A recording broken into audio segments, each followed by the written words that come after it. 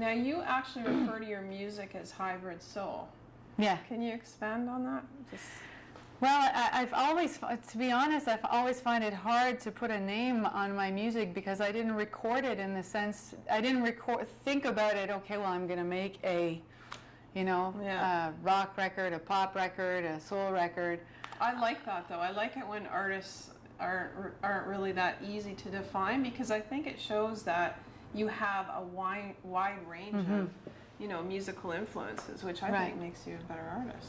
I think so too. I think I really went with what I listened to and what came out of me at the time, and so we found that the common link between all the styles for me is soul. Yeah. And hybrid, because I believe my record combines elements of folk and elements of jazz and elements of pop.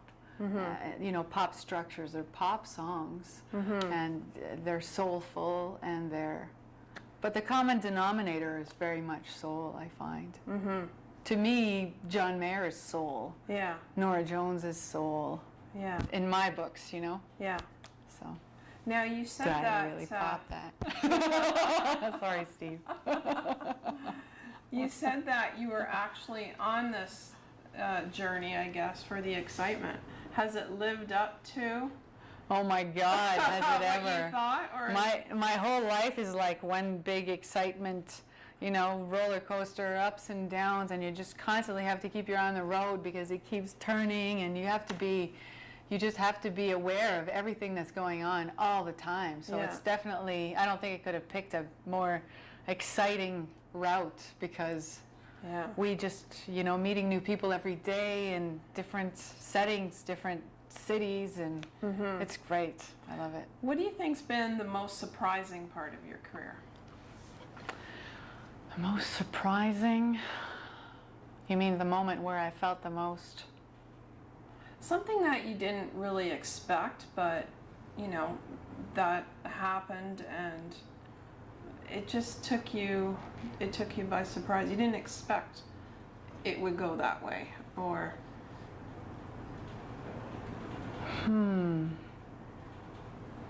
It's hard because I don't expect, I always try to go with no expectation. Yeah. Because, there are events that you build up so much in your mind and you think, wow, this is going to be amazing event. Yeah. And then you go and you do it, and it didn't turn out correctly to be as much as you thought. And there are other events that you show up and you think, like, for example, I decided to be a part of an event called the PMS. It's called Pamper Me Senseless. Right. And it's a cancer benefit. And at the time I decided to do it.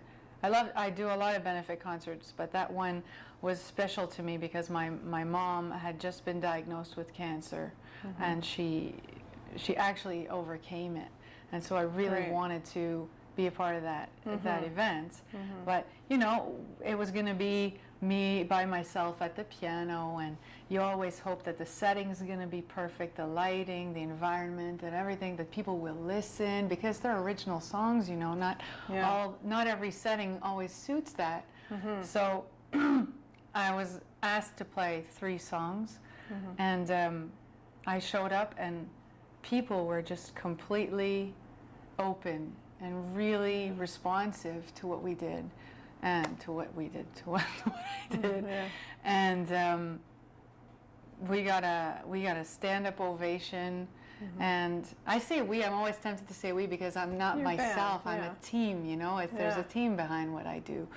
Even though that day I was by myself on the stage, we got a standing ovation, and turned out that Beverly Thompson was in the room, and she said that she really wanted us to go on Canada AM. So 3 days later, we're on Canada AM performing, and it just took us down this whole series of events, which I would have never thought would have happened. Yeah, so it's kind of good not to have expectations. Yeah, it is. Then you're in for the real surprises, right?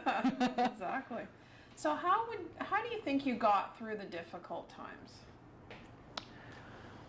With lots of love from my family, and with lots of patience, maybe a little craziness. I think a lot of people who do what I do are, I think you have to have a healthy dose of gotta be a little nuts, I think, because you just kind of throw yourself right in, and you just do what you believe in. You believe that you have something. You have something to say. You want people to get it. You want people to receive it, take it home, and you know. And we somehow jump in thinking it's going to work. Hoping it's going to work.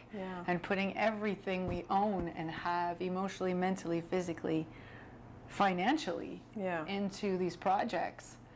So how we get through it, I don't know, just by one day at a time, and just keep on doing what we love to do. I keep doing what I love to do, and then that so far has been good to me.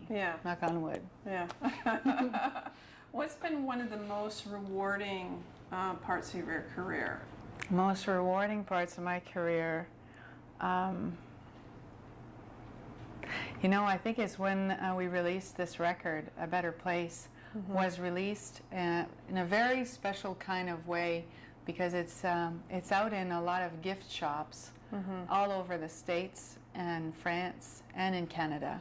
And the way it's being brought to the public is on a display. It's in regular music stores, but it's also on this display where people can go and press a button and listen to samples. So a lot of people have discovered my record in many strange situations that they never thought they would be discovering a new artist. And so when they do, I'd be getting all these emails from people saying, you know, I was walking through the North Carolina airport and I heard this voice coming from this bookstore, and they just explained to me this whole their discovery, and they were stopped, and they enjoyed what they heard, and they picked it up, and then they bought a few for their friends. And to me, that's why I do what I do. That's why I even sit at the piano and bother to write a song, is because you hope that eventually someone will respond, and it's going to mean something to them. That, to me, that's